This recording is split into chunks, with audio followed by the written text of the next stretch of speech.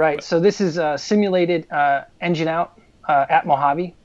Right. Okay. So this is a Lancer Legacy configured for racing. So it's a two-seat side-by-side airplane. That right seat is full of a water tank, and then another water alcohol tank, and those are pumps for those two individual systems. One spraying water on the outside of the engine, one spraying water on the inside of the engine.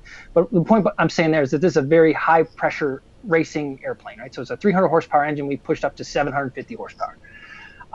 It was a big point of contention on that program that I wanted to be proficient on dead stick landings. This is me practicing a dead stick landing at Mojave. For that customer, I ended up doing something like 6 to 12 emergency landings with everything from blown up turbos to pushing rods to the side of the case to gear problems.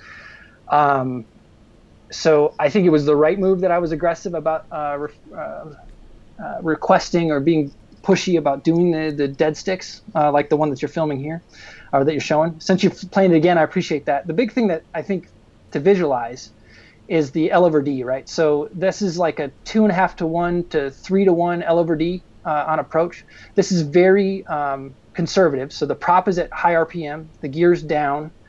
This was a flapless configuration, so there weren't flaps, but the prop in the gear makes a lot of drag. What makes it worse is that, we can go through the physics of it, but basically once the drag gets above a certain point, you don't have enough energy to change the velocity vector from down to forward. So you actually have to go faster on the approach so that you have enough energy to flare.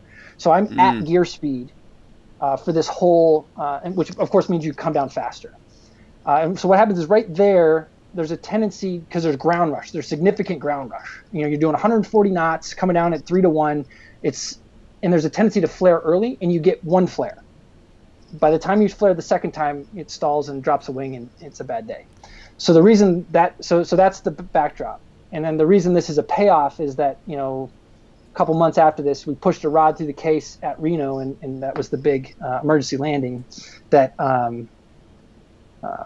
maybe I got lucky, or there's a lot of ways that the engine could have failed. It happened to fail in a way that I had practiced a lot, but certainly there were a lot of eyes on me at that moment. It would have been easy to make myself look really dumb. And I was gonna say this. I got away with it. This file, I was like, I know what this is. There's gonna I saw this, but with smoke coming out of the car. Yeah, I was like, what is this? So I guess though, explain. I don't know how